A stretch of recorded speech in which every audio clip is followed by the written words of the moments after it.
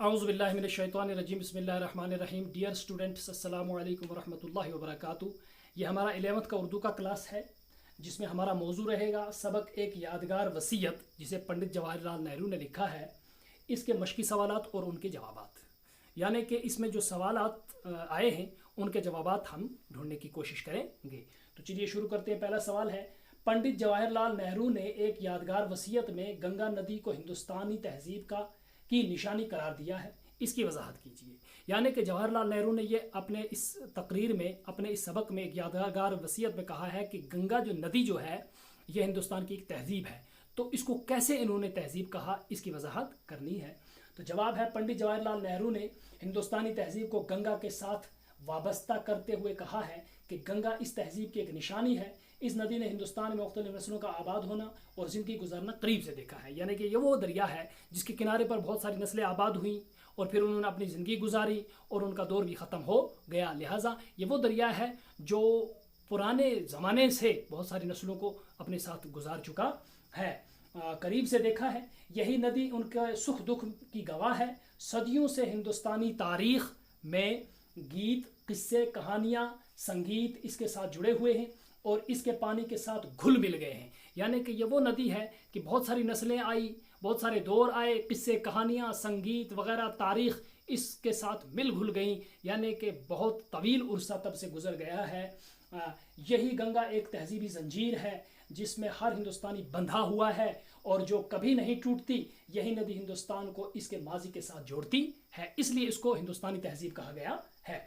फिर है सवाल, पंडित जवाहरलाल नेहरू हिंदुस्तानी अवाम को क्या पैगाम देते हैं।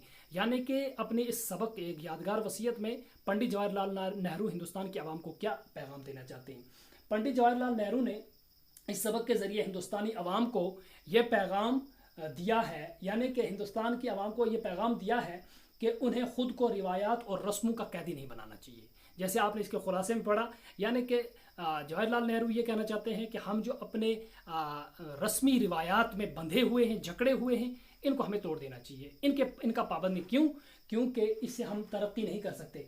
ये जंजीरें इन्हें तरक्की की राहों में आगे बढ़ने नहीं देती हैं और समाज के मुख्तलिफ तबकों और मज़ाहिब के साथ ताल्लुक़ रखने वाले लोगों के दरमियान नाइतफ़ाक़ी और समाजी नाबराबरी को बढ़ावा देती हैं। ये रस्में ऐसी हैं कि अगर समाज में मुख्तलिफ फ़िरक़े के लोग रहते हैं तो उनमें एक नाइतफ़ाक़ी पैदा हो जाती है। हर एक अपने अपने मज़हब को पालता है, लिहाजा समाजी नाबराबरी पैदा हो जाती है। इसलिए आज के हालात का तकाजा यही है कि इन बंधनों से ख़ुद को आज़ाद किया जाए। पंडित जवाहरलाल नेहरू माजी की तहजीब के वर्से की अहमियत को लायक तहसीन और काबिल फ़ख्र करार देते हैं। ये जवाहरलाल नेहरू कहते हैं कि जो तहजीब हिंदुस्तान की है ये काबिल फ़ख्र और काबिल तहसीन है, लेकिन कुछ ऐसी चीज़ें हैं जिन्होंने इस तहजीब को भी दागदार बना दिया है। सवाल, पंडित जवाहरलाल नेहरू हिंदुस्तान का अबदी हिस्सा क्यों कर बनना चाहते हैं। जैसे आपने खुलासे में पढ़ा कि जवाहरलाल नेहरू ने कहा था कि मेरे मरने के बाद मेरी खाक हिंदुस्तान के खेतों में बखेर दी जाए। क्यों ऐसा वो क्यों कहते हैं। तो जवाब है, पंडित जवाहरलाल नेहरू ने अपनी मौत के बाद अपनी राख के बेशतर हिस्से को हवाई जहाज़ में ले जाकर हिंदुस्तान के खेतों में बखेरने पर ज़बरदस्त जोर दिया है। वो ये कहते हैं कि मेरे मरने के बाद मेरी खाक, मेरी राख का कुछ हिस्सा जहाज़ के ज़रिए हिंदुस्तान के खेतों में बखेर दिया जाए जगह जगह पर, और ताकि इनकी राख हिंदुस्तान की मिट्टी में मिलकर इस मुल्क का अबदी हिस्सा बन जाए। अबदी यानी कि हमेशा रहने वाला। तो वो कहते हैं कि इस मिट्टी में मेरी खाक मिल जाए, मेरी राख मिल जाए। ये दरअसल पंडित नेहरू का अपने वतन के साथ वाबस्ता जज्बात का इजहार है कि वो वतन से इस कदर मोहब्बत करते हैं कि मरने के बाद भी इसे अलग होना नहीं चाहते। इसका मतलब क्या है, गर्ज़ व गायत इसकी क्या है, वो ये है कि पंडित जवाहरलाल नेहरू अपने मुल्क हिंदुस्तान से बहुत मोहब्बत करते हैं। वो ये कहते हैं मरने के बाद भी मेरी राख इस मिट्टी में शामिल रहे। फिर है एक और सवाल आपके दरसी किताब का, हुब्बे वतन के मौजू पर मज़मून लिखिए। छोटा सा मज़मून है, वो ये है कि हुब्बे वतन, मोहब्बत अपने वतन से, अपने मोहब्बत से वतन के अनुमान पर एक मज़मून लिखना है। अपने मुल्क और वतन से मोहब्बत का नाम हुब्बे वतन है। ये एक निहायत ही पाक जज्बा है जो इंसानों में ही नहीं बल्कि परिंदों, चरिंद और दूसरे जानवरों में भी मौजूद होता है। यानी कि अपने घर से मोहब्बत, अपने मुल्क से मोहब्बत, अपने वतन से मोहब्बत खाली इंसानों में ही नहीं, ये जज्बा किसके अंदर, जानवरों के अंदर भी है, परिंदों के अंदर भी है, जंगली जानवरों के अंदर भी है, हर चीज़ के अंदर होता है। और इंसान पराए देश में कितना ही खुश हो, हमेशा अपने वतन की याद सताती है, ख्वाह उसके मुल्क में झोंपड़ियों और तंग उतारी गलियों के सिवा कुछ ना हो। अगर किसी इंसान के मुल्क में कुछ नहीं है और उसकी गलियां बिल्कुल सुनसान हैं, झोंपड़ियों वाला मुल्क है, लेकिन उसको अपने मुल्क की याद आती है जब वो परदेश में होता है।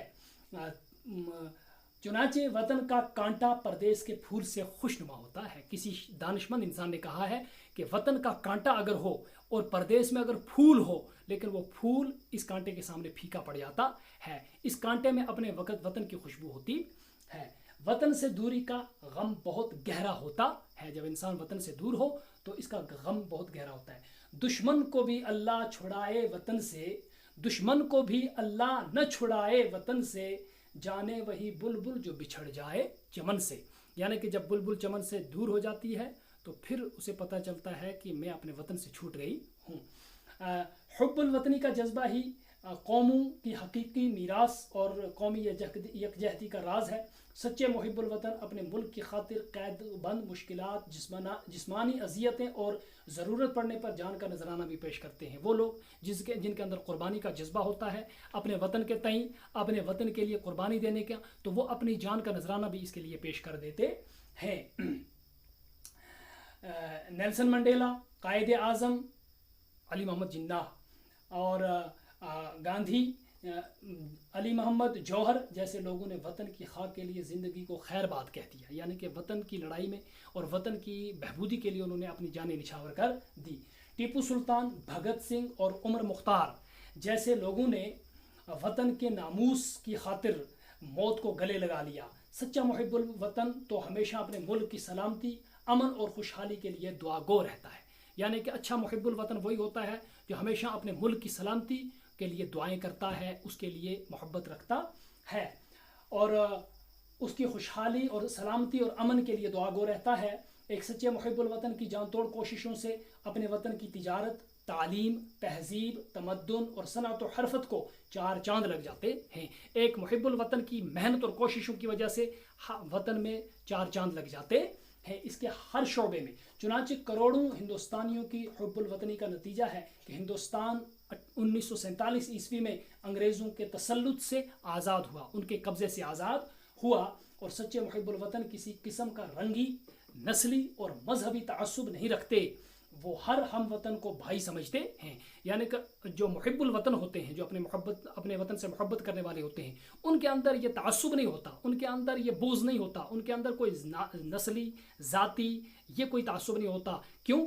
सब एक ही जैसे इंसान हैं, ख्वाह मज़हब अपने अपने हैं, लेकिन एक ही मुल्क में रहने वाले सब इंसान हैं, लिहाजा इसमें कोई फ़र्क नहीं होना चाहिए। वो हमेशा कौमी सरबुलंदी के लिए कोशां रहते हैं, हर ऐसा काम करते हैं जिससे कौम और मुल्क को फ़ायदा पहुँचे। इसलिए ज़रूरी है कि हुब्बुल वतनी को बुनियादी इंसानी कदरों से हम आहंग किया जाए। हमें ज़बान ही नहीं बल्कि अमली तौर पर भी कुछ कर दिखाना चाहिए और अपने मुल्क को अमन का गहवारा बनाना चाहिए। ये हमारे लिए नसीहत है कि हमें ज़बान ही खाली नहीं चलानी है मुल्क की तारीफ़ के लिए, बल्कि प्रैक्टिकली अमली तौर पर कुछ करके दिखाना है, ताकि रहती दुनिया तक हमारा नाम भी याद रहे मुहिब्बुल वतन के तौर पर। और अपने मुल्क को अमन का गहवारा बनाना चाहिए ताकि हमारी आने वाली नस्लें कहें कि हमारी आने वाली नस्लें, आने वाली जनरेशन, आने वाली पीढ़ी क्या कहे कि क्या शुक्र हो इलाही सब कुछ अता किया है, क्या शुक्र हो इलाही सब कुछ अता किया है, मेरे वतन को तूने जन्नत बना दिया है। यानी कि शायर ये एक शेर कहता है कि अपने वतन के तय हमारी इतनी मोहब्बत होनी चाहिए कि हमारी ज़बान से सब बेसाख्ता निकले कि ए खुदा तूने हमें सब कुछ दिया और ऐसा दिया कि हमारा वतन हमारे लिए जन्नत बन गया। ये था हमारा आज का टॉपिक।